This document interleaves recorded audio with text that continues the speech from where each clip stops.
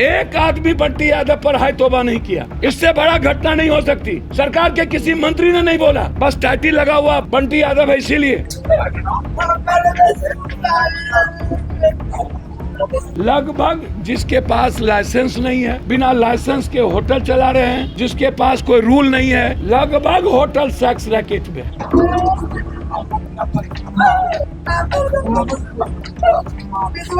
SPD trial और उसको फांसी, और जो वीसी है वो जल्लाद है। जिस तरीके से तरपा के किन्नर और वीसी ने 4 दिनों तक मेरे बच्चे को मारा है, तेजाब छीटा है, उससे खौफनाक मौत उसकी होनी चाहिए। सबके सुनाली की बेटा मारा है, पीटा है, पर बेटा गोड़ दबा बंद। तू बेटा ना मिले भैया, बेटा मिलते ना। अपराधी माफियाओं के बचाने का, सेक्स रैकेट चलाने का, शराब का धंधा करने का और जमीन माफियाओं से मिलने का, जितने पटना के जमीन माफिया हैं, बालू माफिया हैं, सेक्स रैकेट माफिया है, शराब माफिया है, ड्रग्स माफिया है, पटना राजधानी से, नालंदा, हाजीपुर बगल से, बीटा से आप नष्टो नाबूद कर दीजिए सेक्स रैकेटर। आप कर सकते हैं मुख्यमंत्री जी, कर दीजिए। हम आपसे अपेक्षा रखते हैं। हम मुख्यमंत्री जी से आग्रह करेंगे, सम्राट जी से, पहले आप संकल्प लीजिए अपनी बच्ची को बचाने के। ये सेक्स रैकेट माफिया तंत्र 10 दिनों से आपकी पुलिस की नींद नहीं टूटी। जब पप्पू यादव को आने का हुआ तो रात में आपने शुरू किया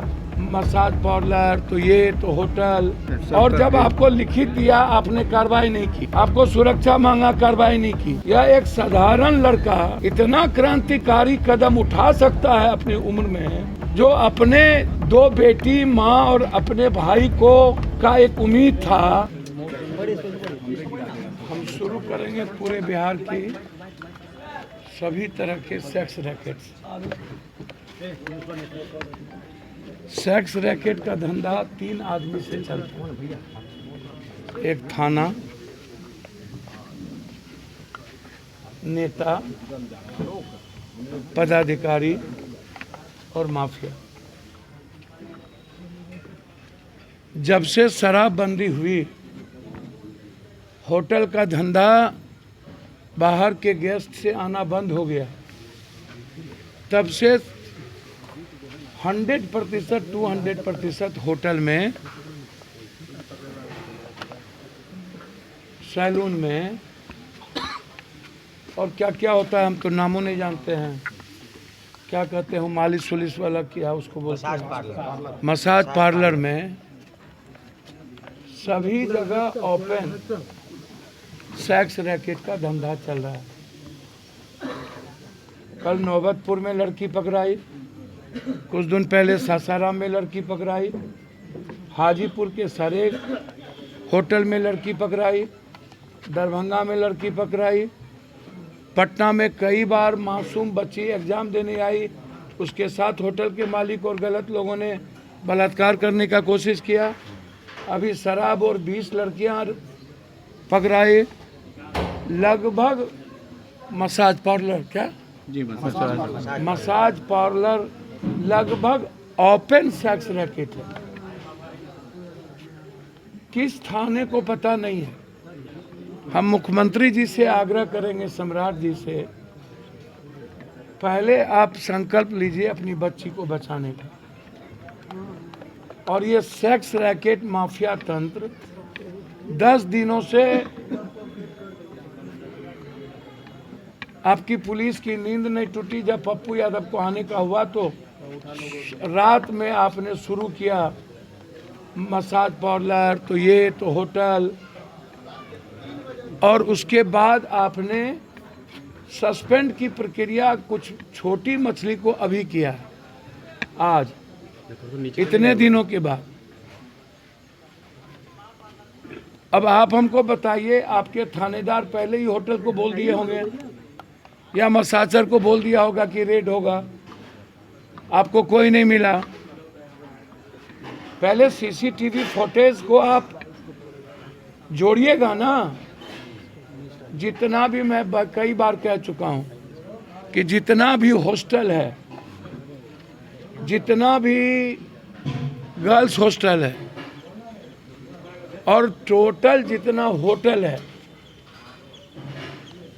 आप जरा हमें बताएं कि गवर्नमेंट का क्या रूल फॉलो करता है। और सीसीटीवी बंद कैसे हो जाता है? 6 महीना पहले से, कुछ दिन पहले से हमारे भाई जिसकी हत्या हुई, बंटी बाबू, इन्होंने थाना को लिखित दिया कि इस गली में अवैध किन्नर और लड़कियों का पूरा रसूखदार के द्वारा गलत धंधा होता है। इसमें माफिया और अपराधी, क्या नाम है, कौन है? बीसी उर्फ रिवेश और मोनी कौन है किन्नर। ये? रिवीस, मोनू, पहले भी 3-3 4-4 हत्या ये बीसी कर चुका है। हम तो भैया अपराधी माफिया का नाम सुनते ही जहर हो जाता है। और कौन बीसी इस किन्नर को, मोनी कौन है? उनी मोनी तो एक ठो नहीं होगा ना। हाँ जी सर। और जब आपको लिखित दिया, आपने कार्रवाई नहीं की, आपको सुरक्षा मांगा, कार्रवाई नहीं की। यह एक साधारण लड़का इतना क्रांतिकारी कदम उठा सकता है अपनी उम्र में, जो अपने 2 बेटी, माँ और अपने भाई को का एक उम्मीद था। इस पूरे समाज में वह विरोध किया अपनी बहन बेटियों की इज्जत के लिए, अपने लिए नहीं। मोहल्ले में जितने घर, जिस जाति का घर है, सबकी बेटी, माँ, बहनों की सुरक्षा और उसकी इज्जत के लिए उसकी जिंदगी चली गई। कुछ दिनों के बाद इस परिवार को कोई देखने वाला नहीं बचेगा, जो मैं जानता हूं। तो इस बिहार का लगभग, यदि मैं 7 स्टार 5 स्टार को थोड़ा छोड़ दूं, लगभग जिसके पास लाइसेंस नहीं है, बिना लाइसेंस के होटल चला रहे हैं, जिसके पास कोई रूल नहीं है, लगभग होटल सेक्स रैकेट में। और पटना में किडनैप कर ले, और किडनैप करने के बाद पुलिस को कोई मिले नहीं। परिवार और मोहल्ले समाज के लोगों ने, उसके दोस्तों ने लाश को निकाला। जिन लोगों ने मुखबरी की और किडनैप किया, उसको पकड़ के भी समाज के लोगों ने दिया। तो पुलिस का क्या काम? पुलिस क्या करेगी? तो बंद कर दीजिए थाना। सिर्फ अपराधी माफियाओं के बचाने का, सेक्स रैकेट चलाने का, शराब का धंधा करने का और जमीन माफियाओं से मिलेंगे का लिए। जितने पटना के जमीन माफिया हैं, बालू माफिया हैं, सेक्स रैकेट माफिया है, शराब माफिया है, ड्रग्स माफिया है, पुलिस को लिख दीजिए कि सिर्फ यही चारों धंधा चलाएंगे और ये वसूली करेंगे। आम आदमी की सुरक्षा थाना नहीं करेगी, चार्जशीट नहीं होगा, एसपीडी ट्रायल नहीं होगा। इस परिवार को आप, कोई नहीं बचा। आपने 1 करोड़ की घोषणा तक नहीं किए। आपने एक नौकरी की बात नहीं की। मेरा डिमांड है 5। पहला डिमांड है अविलंब एसपीडी ट्रायल और उसको फांसी।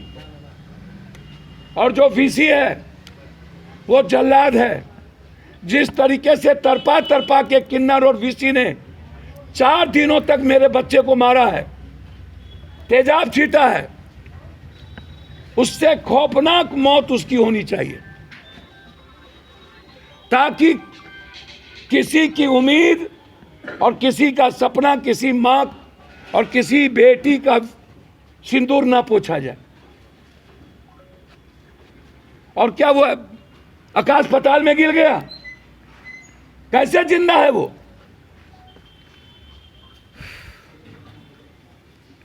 और ये हाफ इनकाउंटर क्या होता है? या तो क्रिमिनल का काउंटर होगा या तो फांसी की सजा होगी। आप स्पीडी ट्रायल चलाइए, सबका स्पेशल कोर्ट बनाइए, परिवार को कम से कम 1 करोड़ रुपया सरकार के तरफ से घोषणा हो।